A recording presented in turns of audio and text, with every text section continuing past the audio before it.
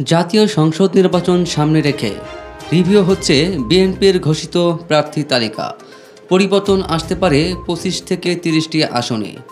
ঘোষিত 237 জনের তালিকায় যেসব হেভিওয়েট সিনিয়র নেতার নাম আসেনি তাদের মধ্য থেকে নতুন করে যুক্ত করা হতে পারে 10 থেকে 15 জনের নাম। অন্যদিকে যুগপৎ আন্দোলনের শরিক ও সমাপনা দলের নেতাদের মধ্য থেকেও যোগ হতে পারে কমপক্ষে 20টি নাম। ফলে ঘোষিত তালিকা থেকেও বাদ যাবেন বেশ কিছু প্রার্থী। নির্বাচন সামনে রেখে 3 নভেম্বর বিএনপির পক্ষ থেকে মহাসচিব মির্জা ফখরুল ইসলাম আলমগীর জাতীয় সংসদের 300 আসনের মধ্যে 237টিতে দলীয় প্রার্থীর সম্ভাব্য একটি তালিকা প্রকাশ করেন। সেদিন তিনি বলেছিলেন, এটি একটি সম্ভাব্য প্রার্থী তালিকা, চূড়ান্ত কোনো তালিকা নয়। এ তালিকার যে কোনো নাম কিংবা আসন যে কোনো সময় পরিবর্তন হতে পারে। দলের নীতি নির্ধারণী একাধিক সূত্রে এসব তথ্য জানা গেছে। বিএনপির জাতীয় স্থায়ী কমিটির সদস্য ইকবাল হাসান মাহমুদ টুকু এ প্রসঙ্গে বাংলাদেশ প্রতিদিনকে বলেন, বিএনপি একটি বিশাল রাজনৈতিক দল, যোগ্য প্রার্থী অনেক। মনোনয়ন ঘোষণায় কয়েকটি আসনে ক্ষোভ বিক্ষোভ হতেই পারে, আমরা পর্যবেক্ষণ করছি। তবে ফাঁকা 63 আসনের সবগুলো শরিকদের জন্য রাখা হবে না, এর মধ্যে দলীয় আসন রয়েছে।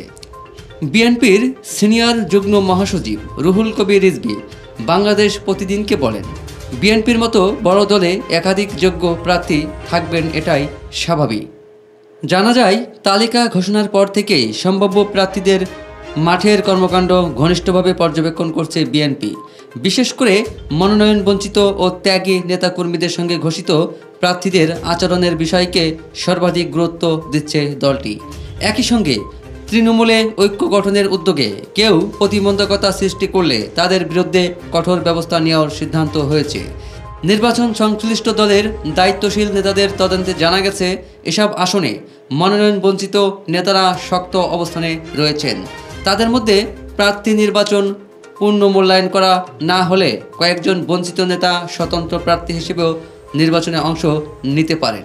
সাম্প্রতিক ঘোষিত তালিকায় দলটির অনেক হেভিওয়েট ও আলোচিত নেতার নাম নেই। এর মধ্যে রয়েছেন বিএনপির ভাইস চেয়ারম্যান শামসুজ্জামান দুদু, আসলাম চৌধুরী, চেয়ারপারসনের উপদেষ্টা সৈয়দ মোয়াজ্জেম হোসেন আলাল, আব্দুস সালাম যুগ্ম মহাসচিব হাবিব উন নবী খান, অ্যাডভোকেট আব্দুস সালাম আজাদ, হুমায়ুন কবির, সাবেক এমপি ও ডাকসুর সাবেক এজিএস নাজিম উদ্দিন আলম।